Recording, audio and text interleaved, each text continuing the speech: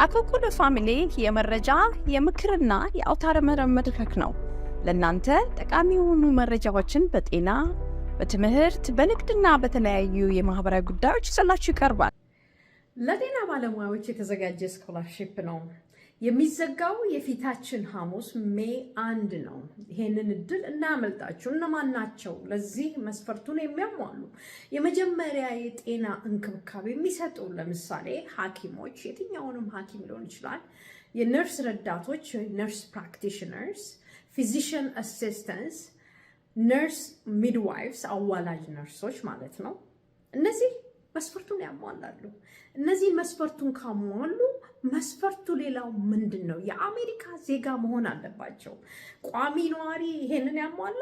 አያሟላም። የአሜሪካ ዜጋ እዚህ ሀገር ተወልደው ያደጉ ወይም ደግሞ ከሌላ ሀገር መጥተው ናቹራላይዝ ሲቲዝንስ የሚባሉ ይሄንን መስፈርት ያሟላሉ። ሌላው የሚያሟሉት መስፈርት የ4 ዓመት የዩኒቨርሲቲ ጥናታቸውን ማድረግ አለባቸው። የዩኒቨርሲቲ ጥናታቸው ደግሞ የመጀመሪያ ዲግሪ መሆን አለበት። የመጀመሪያ ዲግሪ ብቻ አይደለም በእርግጥ የሚያሟላው፣ ለሁለተኛ ለሶስተኛ ዲግሪ ማመልከቻ ሞልታችሁ ካስገባችሁ በኋላ መስፈርቱን ካሟላችሁ ሊሰጧችሁ ይችላል። ይሄ ግን የወጣው የመጀመሪያ ዲግሪያቸውን ለሚሰሩ ነው። 4 ዓመት ነው የሚፈለገው። በእያንዳንዱ የ4 ዓመት ኮርስ NHSC የሚሰጣችሁ ስኮላርሺፕ ከከፈሉ በኋላ 2 ዓመት አገልግሎት ከእናንተ ይጠብቃሉ ማለት ነው። ስታገለግሉ ግን የፈለጋችሁት ሆስፒታል ወይም ክሊኒክ ወይም የጤና ጣቢያ ሄዳችሁ አይደለም። እነሱ የሚመድቧችሁ ቦታ አለ። የሚመድቧችሁ ቦታ ደግሞ ከፍተኛ የሆነ የጤና ባለሙያ እጥረት ያለበት ነው።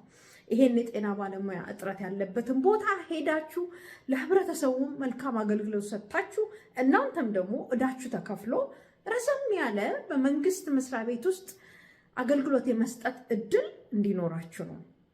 ኢምፕሎይመንት ኦፖርቹኒቲ ይሉታል። ኢምፕሎይመንት ኦፖርቹኒቲ ማለት የስራ እድል ይኖራችኋል።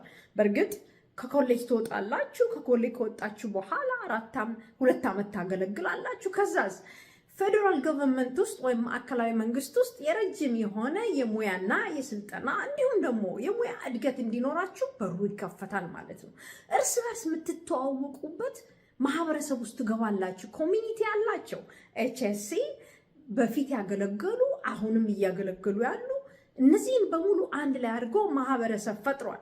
የራሱ የሆነ ማህበረሰብ። እነዚህ ማህበረሰብ የእውቀት ክምችት አለ፣ የልምድ ክምችት አለ፣ እንዲሁም ደግሞ እርስ በርስ የመደጋገፍ እድል አለ። ሁሌም እንደዚህ አይነት ኮሚኒቲ ሲኖር ለእናንተም የእድገት መሰረት ትልቅ አስተዋጽኦ ያደርጋል። ስለዚህ NHSC የሚለው ማመልከቻ ሙሉ ነው። ማመልከቻ መሙላታችሁ ደግሞ አሟልታችሁ መስፈርቱን በሙሉ አስገብታችሁ ነው። በነገራችን ላይ የአሜሪካ ዜጋ ሲባል ምንድነው የሚቀበሉት ሰነድ?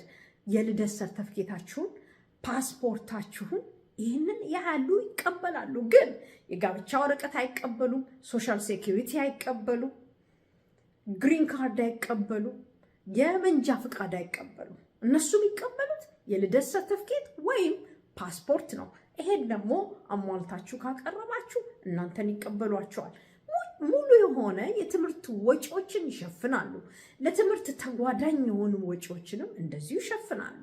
እናንተም ማድረግ ያለባችሁ ኤሊጂብል ኮስትስ ወይም ፊስ ብለው ስለሚሉ ያንን ያላችሁን ሁሉ ታስገቡና እነሱም የማይቀበሉትን ያስወጣሉ፣ የሚቀበሉትን ይሸፍኑላቸዋል። ጥርጣሬ ካላችሁ ደግሞ ኢሜል አድርጉላቸው፣ ደውሉላቸው። ዙም ሚቲንግ አለ ወይም በዙም ግንኙነት ስብሰባ ማድረግ ትችላላችሁ። ማብራሪያውን መጠየቅ ነው። በቂ ጊዜ አላችሁ ማለት ነው። ይሄንን ካደረጋችሁ ለእናንተ ለወደፊት ከትምህርት ቤት ወጥታችሁ ለሚመጣባችሁ የትምህርት ዕዳ በጣም አመቺ ሁኔታ ነው። ቀላል ይሆንላችኋል ማለት ነው።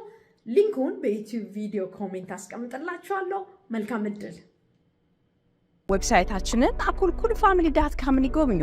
በሶሻል ሚዲያም ተከተሉን። አኮኩሉ ፋሚሊ